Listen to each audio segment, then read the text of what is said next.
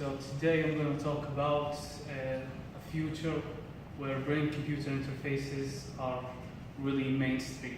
And at the beginning I want to talk to you about the history of computer input.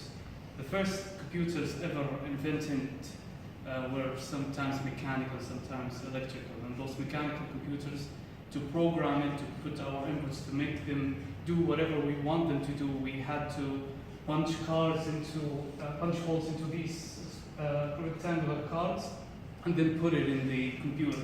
Or sometimes we had to go inside the computer and then change the electrical wires or change the switches. But now, today, we use touch screens, we use sometimes voice recognition systems, we use a mouse and a keyboard. And I believe that in the future it would be better if we just used our thoughts. And this brain-to-computer communication is what I believe the future of our input and output from computer systems. And even if it's still primitive right now, in the research field, it still helps a lot of different disciplines in the world, like psychological disorders. It helps with depression and stuff like that. It also helps military reasons, like piloting aircraft from a remote distance, and it also helps other applications and devices. And what exactly I am talking about is PCIs, or brain-computer interfaces. And I believe that they will be mainstream because of three reasons. Because our nervous systems are highly interactable, we are able to measure their activities, and because of the accumulated scientific research in this field, and because of the global interest this field is getting these days. And I want to talk about them each separately. First, I'm going to talk to you about how we can actually measure our thoughts. If we can measure our brain activity, then maybe, theoretically, we might be able to send our thoughts to computers and maybe receive those thoughts. So everyone knows that our body has a nervous system, and this nervous system works using electricity. And this is what the Italian scientist found in 1791 when he was conducting experiments with frogs and electricity.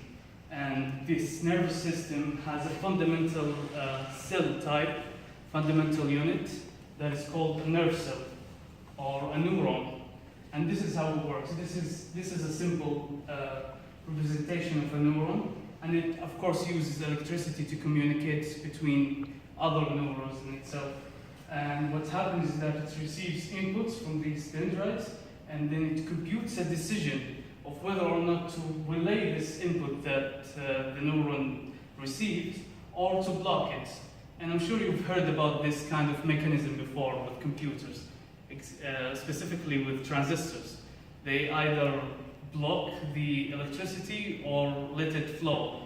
I'm sure you've heard of zeros and ones. And this is kind of similar to transistors. And this is the way that neurons communicate with each other. When a neuron fires or sends the signal, we call this an action potential. And the accumulation of action potentials is what we call a brain activity. And this is really important because whatever you think about, there's always action potential that is associated with that thought. And so we have different methods that we can measure and even stimulate these neurons to make action potentials. Some of these methods are disgusting, like this one, and they're called invasive methods. They use surgery to implant electrodes inside your brain to either measure or stimulate. And one of them is this particularly disgusting picture, and it's called electrical corticography or something like that. It's ECOG in short. Anyway, this invasive method is used to measure single neurons usually, and it's usually pretty precise. Other methods are non-invasive, and they're pretty safe and easy, like this one that you see here, and it's called EEG for short. I'm not going to try to pronounce the large name, and it measures huge areas of the brain. It's easy to operate, but it's not as specific as this one. So if we are able to measure these brain activities wouldn't it be theoretically possible, at least theoretically possible, to send our thoughts to the computers and receive those thoughts? Well, it's not only theoretical. With the new research that's being done in this field, we know that it might be actually practical to do that. And we'll talk about a little bit of the experiments, the mind-blowing experiments that I checked out when I was researching this topic. One of the experiments is this one. It's conducted at the University of Pittsburgh, and it won't play the video. The video would have been a lot of fun. Anyway, okay, we don't want to play the video, that's okay, that's fine. So at the University of Pittsburgh, with the cooperation of DARPA agency, the defense agency in the US, they were able to connect a man's brain to a controlled, like a remotely controlled robotic arm. The man was paralyzed. He wasn't able to move his body because of a car accident.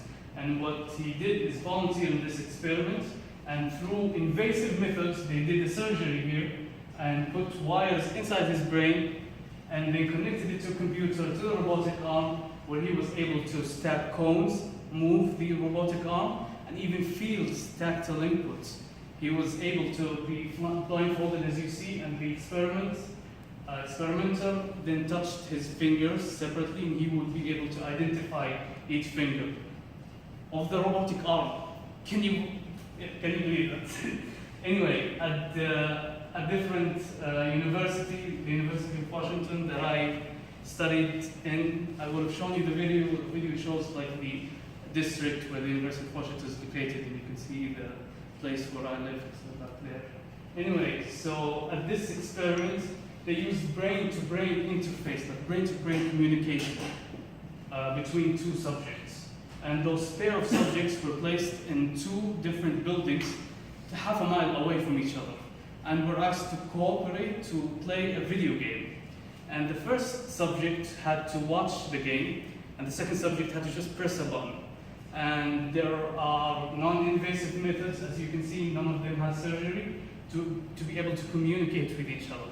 And the first person had, I think, an EEG, just like the one I showed you before, where they measure the brain activity that corresponds to motor activity, which is just to be able to press the button signal.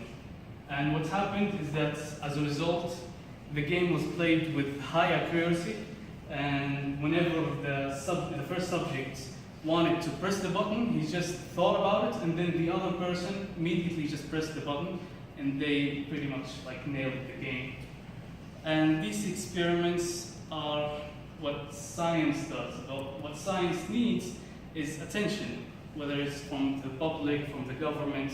They need attention to be able to be funded and to work. That's why global interest is very important in achieving this brain-to-computer interaction through thoughts. And one of the different interests is the governmental interest. And I'm going to talk about two major agencies. The first one is the Defense Advanced Research Project Agencies, and this one does research that is transformative. It doesn't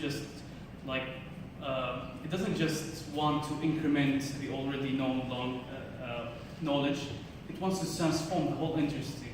You know, the first experiment, this one, it was in cooperation with this DARPA initiative, and then the other one was the BRAIN initiative, and this one spends about $100 million in science and in investing in those sciences. So these government interests are really important in supporting science.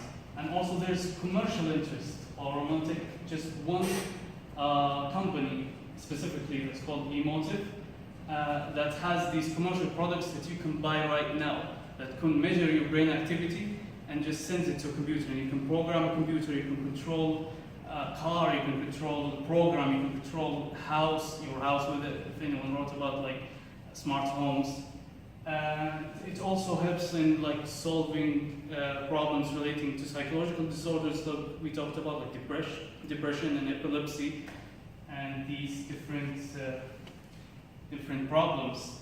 And one of the models is Epoch, and it's 3,000 riyals if you saved up 3 months of your salary. Or the simpler one, which is 1,000 riyals that you can get with your next salary, maybe.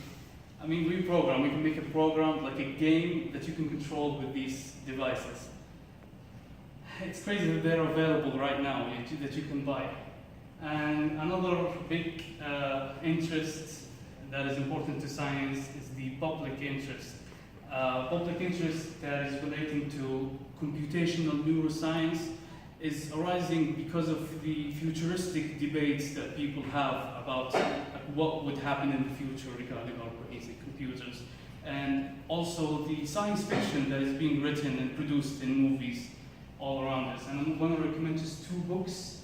One of them is Homo Deus by Yuval Noah Harari. And this is the first book, actually, that talks about history, and this is the second book that talks about the future. I think Dr. Jamal saw me reading that one before. Yeah.